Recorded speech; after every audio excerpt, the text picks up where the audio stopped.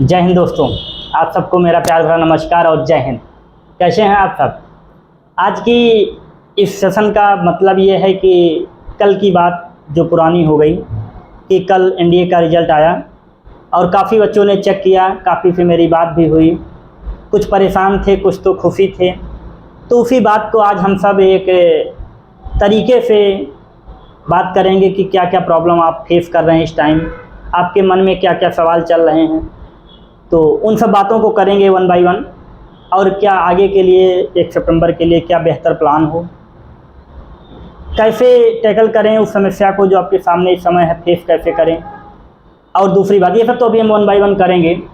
तो first of all आप सभी को best of luck and thank you, congratulation जिन बच्चों का सिलेक्शन हुआ है। सिलेक्शन चाहे वो ये जो आपने अपने रोल नंबर लिस्ट में पाए हैं, इसका मतलब ये है कि आपने मेहनत की है। टीचर्स का तो इसमें है ही, लेकिन ज़्यादातर आपकी मेहनत है उसमें रिजल्ट लाने में।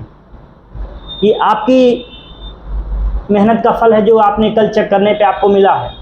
तो जिनका रिजल्ट हो गया उनके लिए बहुत बहुत बधाई, और जिनका नहीं हुआ है उनको बहुत बहुत बधाई और शुभकामनाएँ। जिनका नहीं हुआ है, सर ये तो आप गलत कह दिए, बिल्कुल नहीं। ईश्वर ने आपको दोबारा मौका दिया है कि आप फिर से तैयारी करिए और ऑल इंडिया रैंक 1 लाइए, क्योंकि इस बार आपका हो जाता है तो हो सकता है रैंक कम आ जाती। तो ईश्वर ने आपको मौका दिया है कि आप अपने आप को बेहतर साबित करें, आपकी बात। तो सर भी कुछ बातें आपको बधाई देंगे और फिर हम लोग अपनी बातचीत को आगे करेंगे। Hello, good morning all of you, how are you? I hope you find well. बहुत बहुत कंग्रेचुलेसन जो बच्चे सेलेक्ट हो गए हैं इस एग्ज़ाम में, एनडीए के एग्ज़ाम में, और जो एसएसबी देने वाले हैं, और उनके लिए भी बहुत बहुत कंग्रेचुलेसन जो सेलेक्ट नहीं हुए हैं, क्योंकि सिलेक्शन कोई पैमाना नहीं होता। और ये जो कंपटीशन होता है ये रिस्क टेकिंग होता है, आप इसमें खतरा लेते हैं।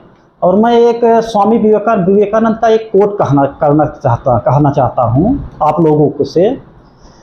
स्वामी विवेकानंद ने कहा है, take risk in your life, if you win you can lead, if you loss you can guide. इसका हिंदी मतलब ये होता है कि आप अपने जीवन में रिस्क लीजिए। अगर आप जीत जाते हैं तो आप लीड करेंगे, यदि आप हार जाते हैं तो आप गाइड करेंगे। अगर आप किसी एग्जाम में किसी भी व्यक्तिगत फील्ड में अगर आप फेल हो जाते हैं तो ये आपके डिसपॉइंट होने का कोई रीज़न नहीं है, आपको निराश होने का कोई कारण ये नहीं बनता है। क्योंकि प्रत्येक व्यक्ति जो भी अपने सफलता की पीक ऊंचाइयों पर पहुंच चुका है, प्रत्येक व्यक्ति फेल होता है। आप अपने जीवन में अगर 15 एग्जाम फेल हो जाइए और 16वें एग्जाम में आप अगर उसको क्वालिफाई कर लीजिए, तो आप जो 15 एग्जाम फेल हुए होंगे उसका कोई मतलब नहीं है। और 16वें एग्जाम में जो आप क्वालिफाई हो जाएंगे तो आपका जो लेवल हो जाएगा कि आप एक सक्सेस पर्सन हैं। और कोई भी सक्सेस पर्सन बनता है तो उसके पीछे फेलियर का भी एक बहुत बड़ा उसमें रीजन होता है। कोई भी ऐसा पर्सन नहीं होता कि जो फेल नहीं होता। फेल से ही आप सीखते हैं कि कैसे तब हम उस एग्ज़ाम को क्रैक कर सकें। जब आप किसी एग्ज़ाम में फेल होंगे तब आपको पता लगेगा कि हमने क्या कमजोरी, हमने क्या डिफेक्ट किया, हमने एग्ज़ाम में क्या कमी की जिसकी वजह से हम फेल हो गए। फिर आप उस कमी को सुधार करके फिर उस एग्ज़ाम में अगले बार, जैसे 1 सितंबर को फिर अगला एग्ज़ाम है, तो आप 3-4 महीने का जो समय आपको मिल रहा है, उस 3-4 महीने के समय में आप अपनी कमियों को दूर करके फिर से आप उस एग्ज़ाम को क्रैक कीजिए जो 1 सितंबर को हेल्ड होना है।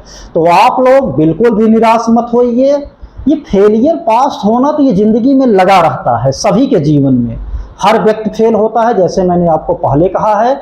लेकिन आप अपने संकल्प को, अपने डेडिकेशन को बिल्कुल भी डाउन मत होने दीजिएगा, गिरने मत दीजिएगा। और हम लोग इसी के लिए हमारे इस सक्सेस वाला यूट्यूब चैनल से, सक्सेस वाला इंस्टीट्यूट से 30 बच्चे सेलेक्ट हुए हैं कल के रिजल्ट में। 20-22 लड़के तो सिलेक्ट हुए हैं ऑफलाइन में और 6-7 लड़के सिलेक्ट हुए हैं ऑनलाइन में।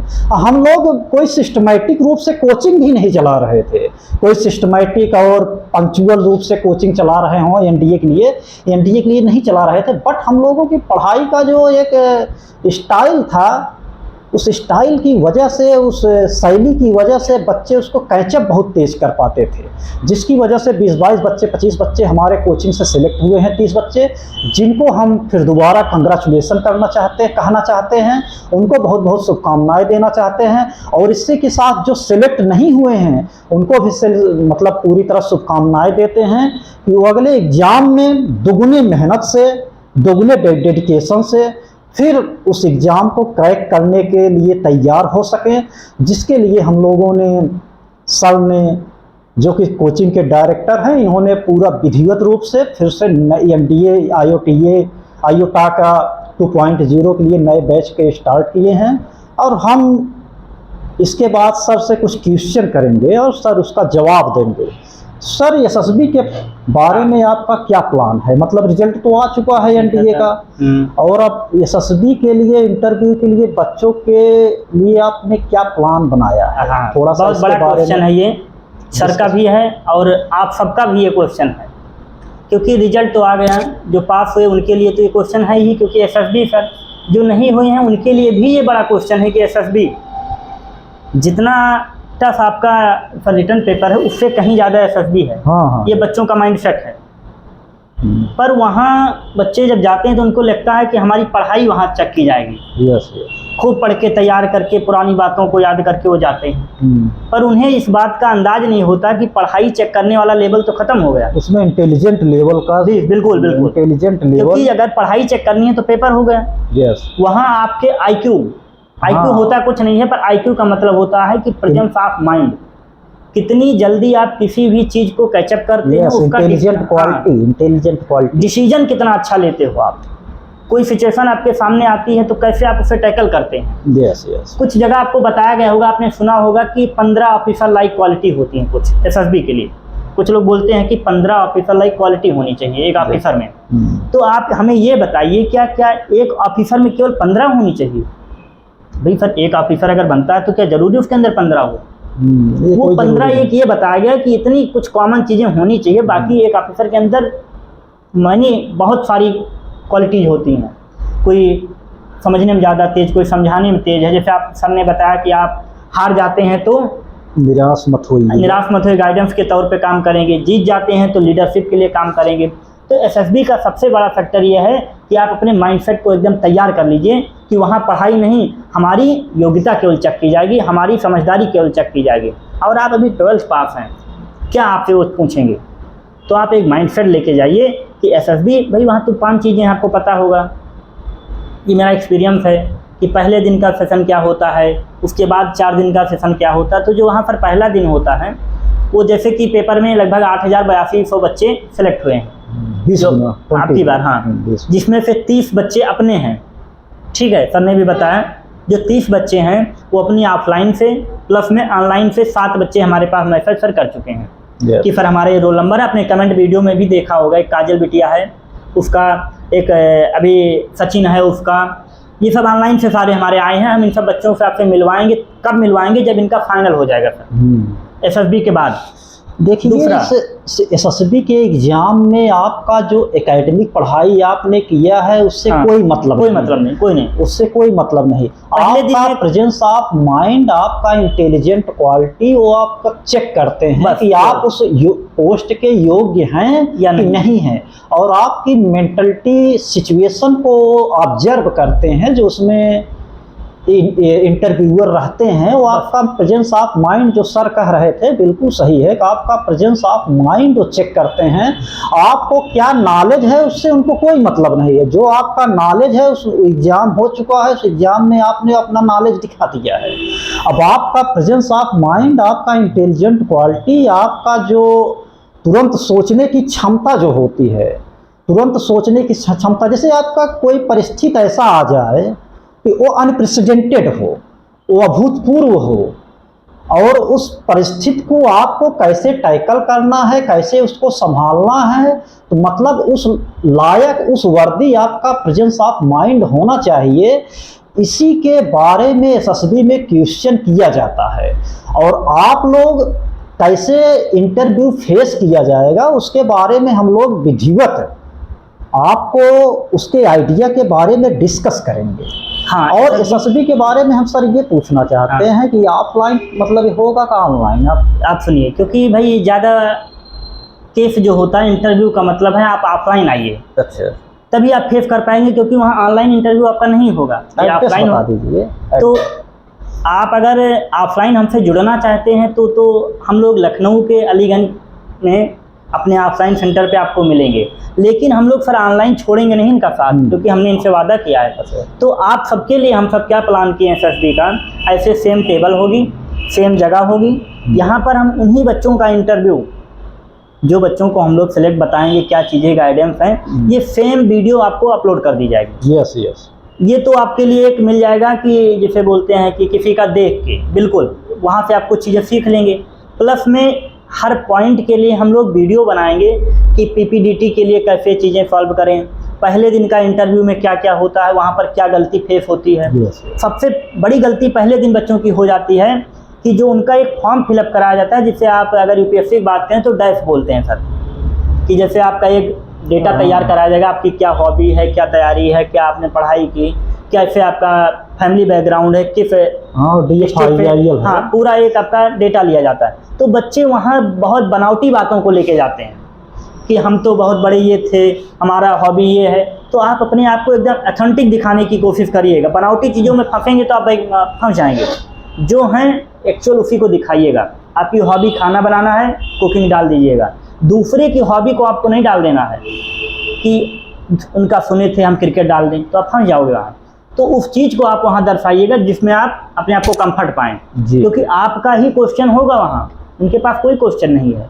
जो आप फॉर्म दिए उसी पे क्वेश्चन लेंगे, जीवन से रिलेटेड जो भी क्वेश्चन है उसी के बारे में। तो पहले दिन का पेपर डायस आप बहुत अच्छे से फिल करिए, और उस दिन जो OIR होता है, एक आपका टेस्ट होता है OIR, जिसे ऑफिसर इंटेलिजेंस रेटिंग बोलते हैं, कि आपके अंदर ऑफिसर की कुछ रेटिंग, जैसे आपने सुना होगा रेटिंग करते हैं, फीडबैक डालते हैं। तो ऐसे वहाँ एक OIR होता है जिसमें रीजनिंग के क्वेश्चन आते हैं, नॉर्मल 50 क्वेश्चन होते हैं, वर्बल प्लस नॉन वर्बल के, जिनको आपको सॉल्व करना होता है। उसके बाद पीपीडीटी होती है। पीपीडीटी का मतलब होता है एक पिक्चर आपको दिखाई जाती है, उस पिक्चर को दिखाने के बाद आपको उसके कुछ चीज़ें क्या आप समझे, कितनी पॉजिटिविटी के बाद उसको आपको नोट करना होता है। फिर उसी स्टोरी को, लिखी हुई स्टोरी को आपको नरेट करना होता है। नरेट मतलब होता है ग्रुप के साथ बोलना होता है। जैसे हम और सर आपके सामने बैठे हैं, ये पिक्चर आपको दिखाई जाए, तो आपके मन में फिर क्या क्या सोचते हैं कि सर लोग क्यों बैठे हैं, किस लिए चर्चा कर रहे हैं। तो इन सब चीज़ों को आपको बेहतर तैयारी पहले दिन के लिए करके जानी है। थोड़ा रीजनिंग पे तैयारी करेंगे, अपने आप को रियल दिखाने की कोशिश करेंगे। झूठ तो बिल्कुल नहीं आपका चलेगा वहाँ, क्योंकि आपसे 4-5 गुना एजेड लोग वहाँ बैठे होते हैं, उनके पास बहुत एक्सपीरियंस है। आप बच के नहीं निकल पाएंगे। आप अपनी चालाकी मत दिखाइएगा, बिल्कुल। और दूसरी बात हम ये कहना चाहते हैं कि 90% बच्चे इंटरव्यू में जाने से पहले डिसपॉइंटेड हो जाते हैं, निराश हो जाते हैं। हमारे ऊपर खुद है, मैं अपना एक्सपीरियंस आप लोगों के साथ शेयर करना चाहता हूँ। हमारा बीपीएससी 64वीं इंटरव्यू था। बीपीएससी आप लोग जानते होंगे, बिहार पीसीएस। और वहाँ इंटरव्यू में जाने से पहले हम डिसपॉइंटेड हो गए थे, और जिसकी वजह से निराश हो गए थे। मतलब एक प्रकार से डर अंदर बैठ जाता है इंटरव्यू में जाने से पहले, और उस डर की वजह से इंटरव्यू हम क्रैक नहीं कर पाए। तो आप लोगों के लिए हम सजेशन देना चाहते हैं कि आप लोग इंटरव्यू देने जाइएगा तो बिल्कुल डर अपने इंटरव्यू, चाहे साइको टेस्ट हो, किसी भी एग्जाम का इंटरव्यू, साइको टेस्ट हो, कोई भी टेस्ट हो, आप उस इंटरव्यू को फेस होने से पहले मॉक टेस्ट जरूर कीजिएगा। मॉक एक्सरसाइज बहुत नेसेसरी है। आप उस इंटरव्यू को कैसे फेस करेंगे, उस साइको टेस्ट को कैसे फेस करेंगे, उसके बारे में आप एक मॉक एक्सरसाइज कर लीजिएगा। एक नहीं, कम से कम हम तो सलाह देंगे कम से कम 10, 12, 15 मॉक एक्सरसाइज कीजिएगा उस इंटरव्यू के, जिससे आप अपने अंदर का डर निकाल दीजिए क्योंकि ये डर बहुत बड़ा रीजन होता है आपके इंटरव्यू में, साइको टेस्ट में फेल होने और पास होने में। अगर ये आप डर और हेजिटेशन और डिसपॉइंटमेंट अगर अपने अंदर से निकाल देते हैं तो ये मान लीजिए कि आप 90% उस इंटरव्यू, उस साइको टेस्ट को आपने फतह कर लिया है, आपने उसको विजिट कर लिया है। आपकी जानकारी कोई मायने नहीं रखती, लेकिन आपका आत्मबल कितना मजबूत है, आपका इनर स्ट्रेंथ कितना मजबूत है, इस पे इंटरव्यू में और साइको टेस्ट में आपके ऊपर ये काफ़ी हद तक निर्भर होता है। तो हम आपको यही सजेशन देंगे कि आप बिल्कुल भी डिसपॉइंटेड, बिल्कुल भी निराश बिल्कुल मत होइएगा। और सर से हम एक क्वेश्चन और पूछना चाहते हैं कि सर ये बताइए जी सर कि जैसे कि ऑफलाइन में जो एसएसबी का क्लास होगा, एसएसबी का जो इंटरव्यू का क्लास होगा, उसमें जैसे कि क्या आपका प्रोफार्मा रहेगा? प्रोफार्मा मतलब आपका पूरा प्लान क्या रहेगा इन बच्चों के लिए? जैसे देखिए, ऑफलाइन में हम लोग ये प्लान किए हैं कि उनका जो पहले दिन का टेस्ट है वो उनका थोड़ा बहुत पढ़ाई का है, जैसे कि ऑफिशियल इंटेलिजेंस रेटिंग हमने बताया, तो उसके लिए हम विधिवत जैसे वहाँ होता है सेम उसी पैटर्न पे बच्चों से पेपर करवाएंगे। उसके बाद पीपीडीटी दिखाएंगे, उन्हें पिक्चर दिखाएंगे। पिक्चर वहाँ पे फिक्स पिक्चर है, कुछ एकदम फिक्स पिक्चर हैं, जैसे कि गांव समाज का एक एक्सीडेंट का माहौल होता है, लड़ाई झगड़े का माहौल होता है, तो कुछ रिलीजन पिक्चर आपको दिखाई जाती है जो आपको कहीं ना कहीं सुने या देखे होंगे। तो उसी हिसाब से हम ऑफलाइन में बच्चों को उसी सेम पैटर्न पे इनको चीज़ें कराएंगे और यही सेम पैटर्न यूट्यूब पे भी हम लोग प्रोवाइड कराएंगे फ्री ऑफ कॉस्ट। ये वर्ड हमारा आप नोट रखिएगा, फ्री ऑफ कॉस्ट ये चीज़ें होंगी सर। बाकी इंटरव्यू जो पर्सनल इंटरव्यू हो उसका भी एक वीडियो हम लोग अपलोड करेंगे बाकायदा, कैसे क्या करें। आज की सेशन का बताने का मतलब यही था कि आप जिनका एसएसबी है वो परेशान ना हो। रिटर्न और एसएसबी में हम आपके साथ हैं, जितना हो सकेगा अपने एक्सपीरियंस से, सर के सहयोग से और भी पूरी टीम के साथ जो हो सकेगा ज़्यादा से ज़्यादा बेहतर आपको बताने की कोशिश होगी। दूसरी बात, एकदम रियल और ऑथेंटिक बात बताएंगे, बिना तर्क वाली, बिना ऐसी बात नहीं आपको बताई जाएगी जो आपको लगे कि हाँ हमारा हो जाएगा। इंग्लिश का बड़ा फैक्टर है, इंग्लिश अगर आपकी वीक है तो कुछ आप उस पर तैयारी करिए, बोलने वाली इंग्लिश, ठीक है, क्योंकि सारी ज़्यादातर चीज़ें इंग्लिश में होंगी। दूसरी बात, एसएसबी में हम लोग एक अच्छा, इसका इंटरव्यू कब तक होगा? आप ये मान लीजिए कि 2 महीना का टाइम कम से कम 2 महीने का 2 महीने का टाइम आपके लिए पर्याप्त है, सफिशिएंट है। 2-3 महीने एवरेज है। और हम लोग केस स्टडीज पर भी अध्ययन करेंगे, क्योंकि केस स्टडीज से काफ़ी ज़्यादा क्वेश्चन आपके लिए पूछा जाएगा। जैसे आपको कोई मैटर दे दिया जाएगा, उस मैटर पे आपका क्या विचार है और आपका क्या विचार होना चाहिए, उसके विषय में हम लोग केस स्टडी के विषय में काफ़ी डिस्कस करेंगे। केस स्टडीज पर काफ़ी इंटरव्यू में क्वेश्चन बनते हैं। अब दूसरी बात सर ये है कि ये तो एसएसबी हो गया, जिन बच्चों का हो गया, जिनका नहीं हुआ उनके लिए हम लोग ये प्लान कराया है कि आपने हम लोग आयोटा स्टार्ट ही कर दिए हैं। आयोटा 2.0 आप सबके सामने स्टार्ट है। क्लास भले मंडे से हम लोग रेगुलर क्लास हो जाएगी आपके लिए प्रोवाइड कराएंगे। और उसके बाद एक क्लास पूरा होने के बाद आप लोगों के लिए टेस्ट भी अवेलेबल रहेगा। उसके बाद हाँ, जिसमें हम लोग बाकायदा यूट्यूब पे ही, जैसे एक चैप्टर को एंड हो जाता है आपका, कोई भी मैथ्स का मान लेते हैं, हम तो मैथ्स पढ़ाएंगे, मैथ्स का बताएंगे। जैसे मान लीजिए अभी आपका 6th चैप्टर हो गया, तो उस चैप्टर से जितने रिलेटेड आए हुए क्वेश्चन हैं एनडीए के या क्या बनने वाले हैं, उसको हम लोग एक चैप्टर के बाद एक क्लास तुरंत, क्या पैटर्न है पीछे से जो एग्जाम हुए आए हैं, क्या पैटर्न चेंज हो रहा है, उसके बारे में भी हम आप लोगों को अवगत कराएंगे क्या पैटर्न चेंज हो रहा है। आप देखिए एग्जाम जो है आज के 5, 7, 8 साल पहले जो एग्जाम का लेवल था, आज एग्जाम का लेवल उससे बढ़ चुका है। लगातार यूपीएससी देखिए, लगातार जो बोलते हैं ना गिरगिट अपना रंग बदलता रहता है, तो यूपीएससी लगातार अपना पैटर्न क्या कर रही है, बदल रही है। कुछ कहा नहीं जा सकता सर। इस बार पेट का पेपर देखिए, पेट का पेपर जो पीसीएस लेवल के पेपर का लेवल के आया था, हम पेपर का लेवल चेंज हो रहा है। आप लोग उसी के साथ अपने आप को भी चेंज करिए, अपने आप को भी इवॉल्व करिए, पेपर के अनुरूप अपने आप को ढालिए और किस पेपर में क्या इम्पोर्टेंट है उसके बारे में हम लोग आपको डीपली बताएंगे। तो क्या पोर्शन क्या पूछ रहे हैं सर? हम ये कह रहे हैं कि जो भी बच्चे नहीं सिलेक्शन हुआ है वो परेशान ना हो। नहीं डिसपॉइंटेड होने की कोई ज़रूरत नहीं है। हम लोग ऑफलाइन में भी और ऑनलाइन में भी आपके साथ हैं। ऑनलाइन अगर आप हमसे जुड़े हैं तो आप जुड़े रहिए।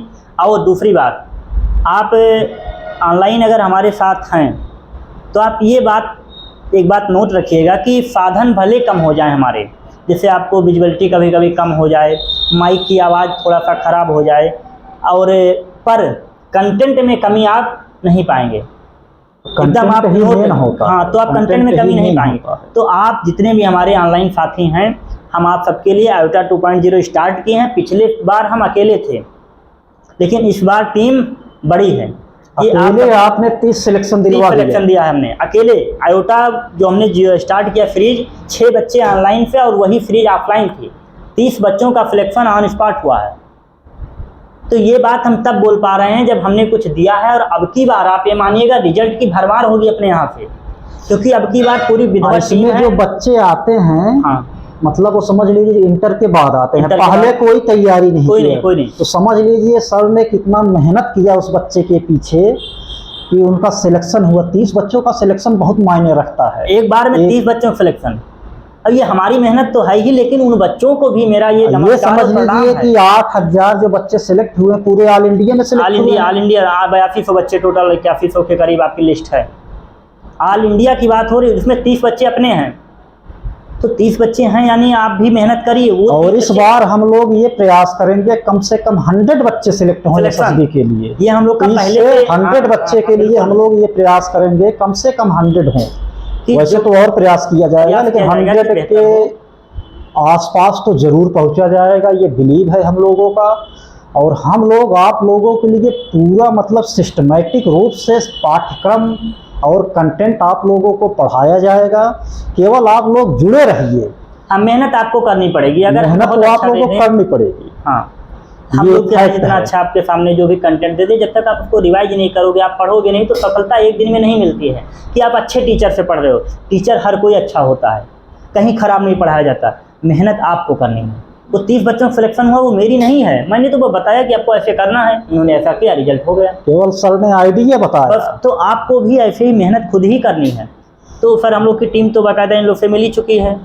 मैम बायो केमिस्ट्री के लिए मंडे से आप लोगों का रेगुलर क्लास रहेगा। 2 क्लास का वादा है, 2 मिलेगा। हाँ, 2 क्लास रहेगा। और हम लोग जुलाई के बाद अगस्त महीने में आपका मॉक टेस्ट भी कराएंगे कि आप कैसे पेपर को टैकल करेंगे। पेपर देने से पहले आपके अंदर जो डर रहता है, उस डर को कैसे दूर किया जाएगा, उसके बारे में हम लोग बात करेंगे, पूरा डिस्कस करेंगे। और आप लोगों का मनोबल, सबसे बड़ी चीज़ होती है मनोबल। जब आपका मनोबल हाई रहेगा तो आप किसी भी एग्जाम को क्रैक कर सकते हैं। हाँ, इसकी एक स्टोरी बताएंगे हम सर, कॉन्फिडेंस वाला का, बहुत अच्छा है विनवर्टली कि कॉन्फिडेंस हर व्यक्ति आपको बोलता है कॉन्फिडेंस। सर ये है क्या कॉन्फिडेंस? इस पर बहुत बच्चे परेशान रहते, कैसे लाएं कॉन्फिडेंस? तो एक स्टोरी ये है, मैं हर बार बोला हूँ, कई बार आपको सुनाया हूँ कि जैसे बारिश होने पे छाता जो है आपको भीगने से क्या कर लेता है, बचा लेता है, लेकिन बारिश को नहीं बंद कर सकता ना आपका जो छाता है। तो उसी प्रकार आपका कॉन्फिडेंस आपको सक्सेस तो नहीं दिला सकता, पर आपको उसके लिए तैयार कर सकता है कि आप बने रहेंगे अंत तक। तो ऐसे ही छाता के समान आपका क्या है, कॉन्फिडेंस है। जैसे छाता बारिश तो नहीं बंद करेगा, लेकिन आपको भीगने से बचा देगा। ऐसे कॉन्फिडेंस आपको जीतने के हर उस पहलू तक पहुंचा देगा जो आप सोच रहे हैं। आप कितनी भी तैयारी किए रहेंगे, अगर आपका कॉन्फिडेंस लो हो गया, आपका मनोबल लो हो गया, तो आप उस एग्ज़ाम को क्रैक नहीं कर सकते। ये मैं 100% फैक्ट के साथ कह सकता हूँ। ये मैंने अपने ऊपर भी लागू किया है। अगर आपका कॉन्फिडेंस लो हो गया, जो क्वेश्चन आपको आता रहेगा वो भी दिमाग से डाइवर्ट हो जाता है। तो आप लोग पूरे आत्मविश्वास से, पूरे मनोबल से आगे आगामी एग्ज़ाम के लिए पूरी तरह जुट जाइए। और हम लोग इसके लिए आप लोगों के साथ पूरी तरह मेहनत करेंगे, डेडिकेटेड हैं आप लोगों के प्रति। आप लोगों के प्रति हम लोग पूरी तरह समर्पित रहेंगे, आप लोगों की तैयारी के प्रति, आप लोगों के प्रिपरेशन के प्रति। बस आप लोगों को क्या करना है कि रेगुलरिटी जो हम लोग ऑनलाइन ऑफलाइन क्लास लाएंगे, आप लोग रेगुलर उसको फॉलो कीजिएगा। हम लोग जो आपको सजेशन देंगे, एकदम सही सजेशन देंगे, आप लोग उसको भी फॉलो कीजिएगा। और हम लोग पढ़ाने में जो कंटेंट लाएंगे, वो कंटेंट आपके एग्ज़ाम के पूरी तरह रिलेवेंस जो रहे, आपके मतलब रिलेवेंस का मतलब सार्थक रहे, जिससे आप एग्ज़ाम को क्रैक करने में किसी प्रकार की कोई असुविधा न फेस करें। और उसके लिए हमारी टीम भी पूरी तरह समर्पित है। और हमारी टीम में सभी वेल एजुकेटेड हैं, सभी एग्ज़ाम क्वालिफाई किए हैं, ऐसे कोई व्यक्ति नहीं आए हैं कि जो एग्ज़ाम ना क्वालिफाई किए हों। बस आप लोगों को थोड़ा समर्पण की आवश्यकता है। सर से हम एक क्वेश्चन और करना चाहेंगे कि सर ये बताइए जी कि इसमें जो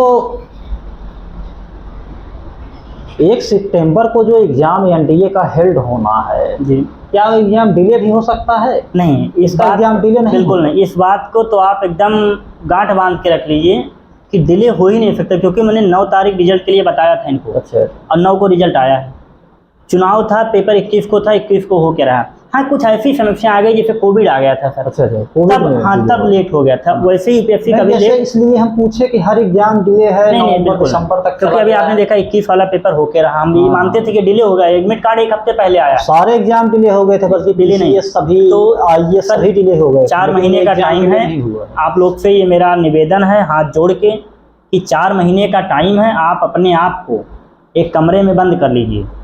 अगर आप कुछ पाना चाहते हैं, लगातार लग जाइए और हम आपको सफलता तभी दिला पाएंगे, आपके लिए अच्छा तब कर पाएंगे जब आप हमारे साथ होंगे, आप हमारा सहयोग करेंगे।